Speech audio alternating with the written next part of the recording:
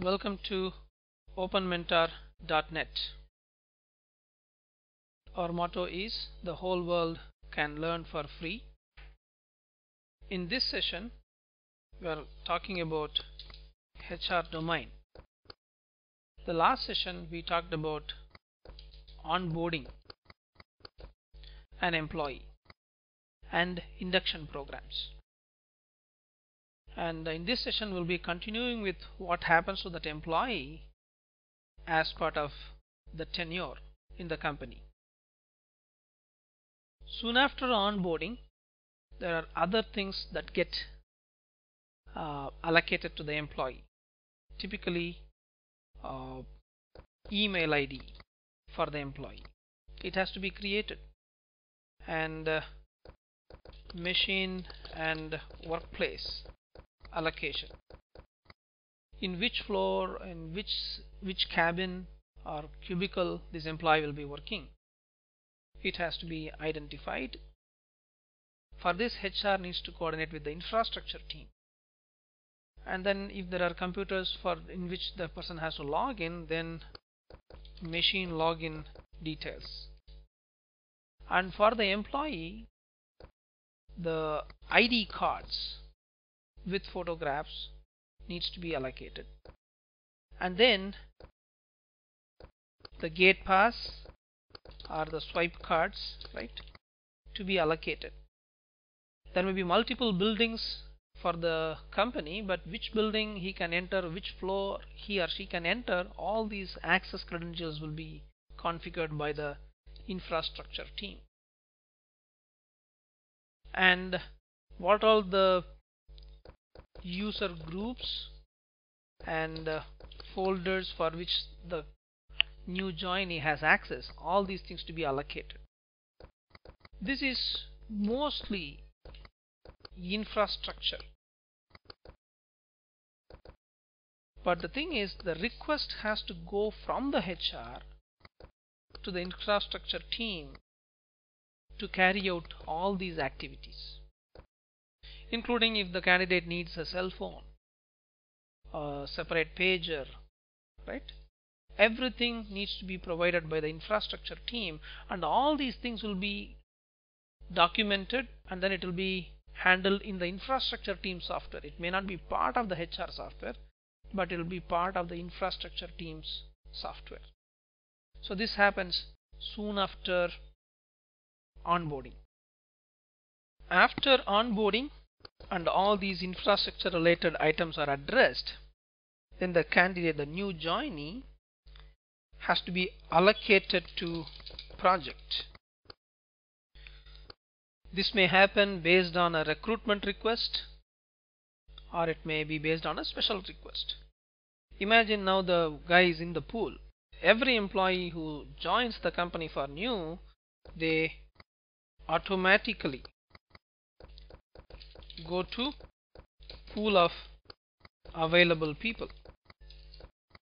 And since they have been recruited based on a specific skill set requirement, it will be an immediate match to the department that has asked for this candidate. So they will try to allocate this person to that department. So allocation of an employee to a department and to a reporting manager. That means this employee now joins the family tree of the company. The tree of the company has got different levels, different projects, reporting managers. So this employee will be introduced to that manager. He will be asked to contact that person. After that, HR's role is less. The HR team will introduce this person to the manager. Then technically getting the work done by the employee will be the responsibility of the reporting manager in the project.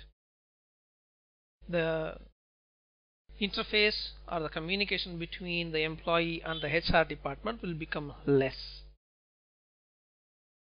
Assuming that this employee has been working in the project, right? For example, employee James working in the project from 10th Jan to 31st March. So you allocate the employee to the project. HR will allocate the person. Imagine project gets over on 31st March, right? Then the department head or the project manager will release the resource. Once the end date of the project is over, there should be a release request from the project. That means they will send a request to the HR department saying that yes, we are releasing this particular person or these people from our project. Those released people will go to available pool of people again, because they came to the company, they worked in a project, they have been allocated to a project, now the project is over, they are back. So this release process will remove the people on the relationship of this particular reporting manager and that person. So HR needs to redo the mapping, right? So reallocate that person to pool. For the pool there may be a manager. So this person will start reporting to this particular manager than the project manager. Again, when the next request for resource coming from another project, allocate this person to another project. This may happen, or project gets extended. This may also happen. Customer may say, hey, I have asked 4 people to work in this project for 3 months, that ends by 31st March, but I want to give more work to you guys for the next 3 months also. So when project gets extended, again the department head or project manager will send extension requests to HR. So HR will again extend the date of these people, that these guys are reporting to these managers, then up to this date. Once that date is over, again they may come back to the pool of available people. So this way, allocate people to project, release people from project, extend people within the same project. So all these things happen again and again and again, maybe for the same project, maybe for a different project. So one person may go through multiple projects. So this allocation, release and extension is core part. Once a person is allocated to a project, it is the responsible of that project manager. Once the person is released and then coming to the available pool, HR needs to separately work on other people, other managers, to assign this person to available projects. This goes on as a cycle. This is the most important part. One of the key indicators for the company is called loading factor of employees. Loading factor meaning how many days this person has worked for the project, billable project. That means billable meaning client is paying for the work. Otherwise, this person or this employee is in the available people. Who pays the employee? The company pays. Client doesn't pay. Loading factor must be as high as possible. That means every employee is working for some client, some project. As long as the person is allocated or extended, loading factor is high. As long as the person is released and then coming back to the available people, then the person is not billing. So HR needs to have a clear eye on how many people are on the pool of available people, how many people are allocated to projects. In fact, in larger company, there will be a separate group called MATC, right? Or MATC, it's called Manpower Allocation Task Committee. In some companies they call it as RAG, Resource Allocation Group. This will be part of HR, but allocating, extending and releasing people itself is a separate task and it's huge. You need to interface with so many departments, project managers, candidates. So it is still part of HR, but it's a separate division within HR. So this happens. What other thing can happen to employees? Something that can happen at any point of time is called a transfer. Transfer of employee. This transfer may be initiated by employee or it may be initiated by company.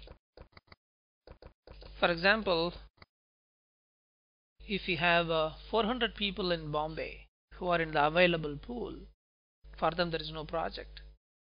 Whereas there is a project that needs 100 people in Bangalore and the skill sets of the Bombay people exactly match. I don't have to recruit, transfer them.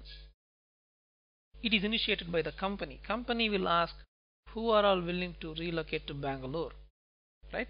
So this transfer of employee from one place to another place. So it is location based. There are different aspects. Transfer may happen based upon some of the family changes in the employee or health conditions or for better aspects, right? Or it's for the betterment of the company. Company can initiate transfers. So these transfers are quite frequent, but not like every year they will be transferred, but there are some policies. If you take banks, they will have a policy every 4 years or 3 years above this grade must be transferred, and every 10 years these people must have a transfer from one state to another state within the same country. In international banks they will have some transfer policies across the countries also at senior positions. So the transfer policies change from company to company. Based on that they will initiate. But during this time, right, when a transfer happens, first request for transfer, this happens either by employee or by the company, then release that resource from current project. This needs to happen. So this person has to move out of this current project. During this release they will also check whether the knowledge has been transferred to new people. Then hand over infrastructure items. I mean like the access cards, because the ID card may have a location saying Chennai, that has to be submitted back here, and then when you go to the new place they will issue a new ID card and access card. And your computers, the cubicle that you occupied, everything has to be released. So it's not just the human resource release, it is an infrastructure release that goes hand in hand with transfer. Then exactly like onboarding, there's a travel and stay related things that comes with transfer. If employee wants transfer, company will not pay, but if company transfers, company may have to pay, right? Again they will have some limits on the transfer fees, how much the company can pay, right? And you cannot ask give me a first class ticket in the plane, right? So company will have some transfer policies up to how much amount they can refund based on your expenses. Because the employee, if he is transferred, then obviously there are he or she has to relinquish this apartment or house that the person is staying and then find another place. There are other things, right? Travel and stay related, right? They may have a car that needs to be moved. In fact, once I got transferred from Dayton, Ohio to Los Angeles. You are moving from east part of US to west part of US. So company paid. And obviously there's some lead time, right? You cannot go immediately. You may have to take some time, maybe a week off, something like that. So travel and stay needs to be planned. Then same set of allocating infrastructure in new place where you are joining, that needs to happen. You may not go through induction program, but allocating infrastructure in the new place. Okay, you go to Bombay. In Bombay they have to give new access cards, new cubicles, right? Computer has to be allocated. The same process what happened when you were onboarded, it has to be done to at the position where you are transferred. Again, in the new place, request from the project managers, you get allocated. The allocation, extension and release happens in that new place. The process of allocation, extension and release happens irrespective of the places, but the infrastructure and other stuff will get changed. So this is also quite frequent in companies. Okay. Most important part, when people start working for companies, they expect pay hikes, right? But companies do not give pay hikes just like that. They do something called performance appraisal. In some companies, every project they will do appraisal. In some companies they will do every 6 months appraisal. In some companies they will do annual appraisals. Right? So performance appraisal is nothing but how did you fare in the project or in the year or in the last 6 months, depending upon the period of appraisal. Based on performance appraisal, promotions can happen, right? Role changes may happen, pay changes may happen, right? That's a separate cycle. Performance appraisal itself is a separate session that I will talk about in the next session.